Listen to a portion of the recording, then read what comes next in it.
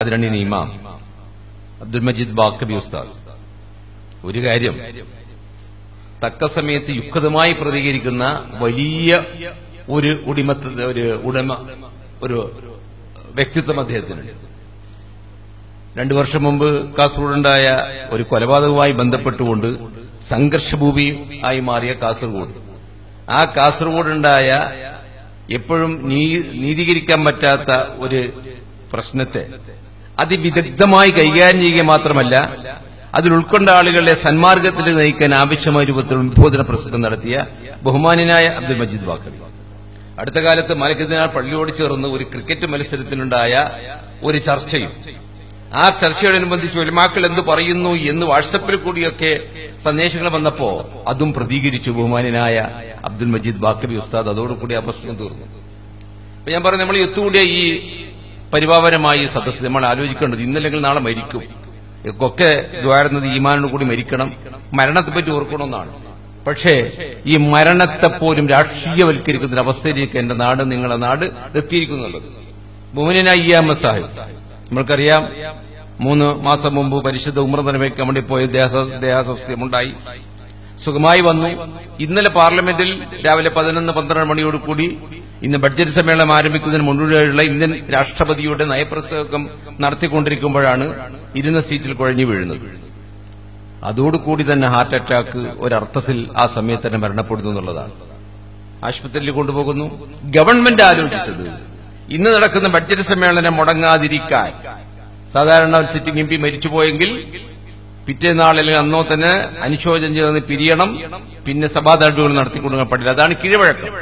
അപ്പോ ഇന്നലെ മരണപ്പെട്ടാൽ ഇന്ന് അനുശോചനം ചേർന്ന് പിരിയണം, ബഡ്ജറ്റ് അവതരിപ്പിക്കാൻ കഴിയില്ല.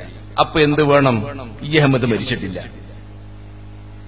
അപ്പൊ അതിന് വിദഗ്ധ ചികിത്സ കൊടുക്കാൻ വേണ്ടി പ്രധാനമന്ത്രി തന്നെ ഡോക്ടർമാരെ വിളിച്ചിട്ട് നിർദ്ദേശിച്ചിരിക്കുന്നു, വിദഗ്ധ ചികിത്സ നടത്തിക്കൊണ്ടിരിക്കുകയാണ്, മരിച്ചിട്ടില്ല എന്നാണ്. വൈകുന്നേരത്തോടു കൂടി മരിച്ചു എന്ന് പറഞ്ഞ് വാട്സപ്പിൽ കൂടി ഞങ്ങളെപ്പോലുള്ള ആളുകൾ അന്യോന്യം പറയുകയും മഹഫറത്തിന് വേണ്ടി പ്രാർത്ഥിക്കുകയും ചെയ്യണമെന്ന് പറഞ്ഞപ്പോ പിന്നെ ഞങ്ങളെ കുറ്റപ്പെടുത്താൻ വേണ്ടി തുടങ്ങി. മരിക്കാത്ത ആളെ നേതാവിനെ നിങ്ങൾ മരണം പ്രഖ്യാപിച്ചു, എന്ത് തെറ്റാണ് എന്ന് പറഞ്ഞുകൊണ്ട് ഞങ്ങളെ വിമർശിക്കാൻ തുടങ്ങി. അപ്പോഴും ഇടയിൽ കൂടി ഞാൻ ഒന്ന് വോയിസ് ഇട്ടു, നാളെ ബഡ്ജറ്റാണ് എന്ന് നിങ്ങൾ വരിൽ കൂടി ഒന്ന് വായിക്കുക എന്ന്. അവസാനം എന്തുണ്ടായി? ഇന്നലെ രാത്രി 2 മണിവരെ മരണം സ്ഥിരീകരിക്കുന്നില്ല. 2:30 മണിക്ക് സോണിയാഗാന്ധിയും രാഹുൽ ഗാന്ധിയും കേരളത്തിലെ എം പിമാരും പോയി ബഹളമുണ്ടാക്കി. മക്കളെ കാണാൻ അനുവദിച്ചില്ല. ഉസ്താദുമാരൊക്കെ പ്രസംഗിക്കുമ്പം കേട്ടിട്ടുണ്ട്, ഉപ്പയുടെ ഉമ്മയുടെ അവസാനത്തെ ഒരു നോക്കണ്ടല്ല മക്കൾക്ക്. ദുബൈയിൽ നിന്ന് ഓടി വരുന്ന നമ്മളെന്തിനാ?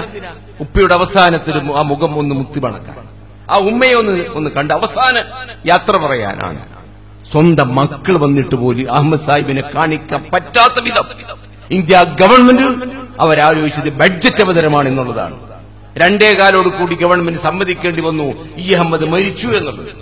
അതിനുശേഷവും ഇന്ന് രാവിലെ നമ്മുടെ സ്പീക്കർ 9 മണിക്ക് പറഞ്ഞത്, ഞാൻ അഹമ്മദ്ജിയെ പോയി കണ്ടു, പക്ഷേ നമ്മുടെ ഗവൺമെന്റിന്റെ ബഡ്ജറ്റ് നടക്കേണ്ടതല്ലേ എന്ന് പറഞ്ഞുകൊണ്ട് ബഡ്ജറ്റ് മാറ്റാതെ കണ്ട് ഇപ്പോഴും നടന്നുകൊണ്ടിരിക്കുകയാണെന്നുള്ളതാണ്. സിറ്റിംഗ് എം പിക്ക് അനുശോചനമില്ല, സഭ നിർത്തിവെച്ചിട്ടില്ല എന്നുള്ളതാണ്. അങ്ങനെയുള്ളൊരു നാടിലാണ്. അതുകൊണ്ട് എനിക്ക് ബാക്കബി ഉസ്താദ് അടക്കമുള്ളതാണ് അടുത്ത വെള്ളിയാഴ്ച പ്രതികരിക്കണം നിങ്ങൾ എല്ലാ പള്ളികളിലും വെച്ചിട്ട്. ഏത് ഗവൺമെന്റ് നോക്കേണ്ടത് ആവശ്യമില്ല, ഇത് ചെയ്ത് തെറ്റാണ്. അഹമ്മദ് സാഹിബ് മാത്രം ജയലളിത ചെയ്ത അവസ്ഥ ഇതുപോലെയായിരുന്നു എന്നുള്ളതാണ്. ദിവസങ്ങളോളം.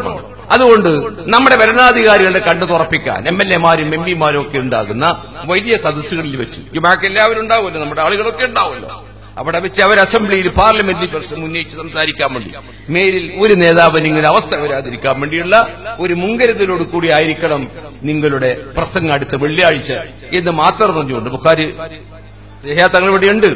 കഴിഞ്ഞ 28 വർഷം മുമ്പ് ഈ പ്രദേശത്ത് ഒരു സംസ്കാരം ഉണ്ടായിട്ടില്ല. ഒരു യഥാർത്ഥ സംസ്കാരത്തിലേക്ക് കൊണ്ടുവരാനും അതേപോലെ തന്നെ വലിയ രൂപത്തിലുള്ള ഈമാനിക ആവേശമുള്ള ഒരു തലമുറയെ കഴിഞ്ഞ 28 വർഷക്കുകൊണ്ട് പടുത്തുയർത്താനും സാധിക്കുന്ന രൂപത്തിൽ മടവൂർ കോട്ട ഉണ്ടാക്കിയ നേട്ടമാണ് തങ്ങളെ നിങ്ങൾക്ക്. അല്ലെങ്കിൽ ഈ പ്രദേശം ഇന്ന് അറിയപ്പെടാതെ പോകുമായിരുന്നു, ഈ പ്രദേശത്ത് ഇസ്ലാമിക വെളിച്ചം ലഭിക്കുമായിരുന്നില്ല.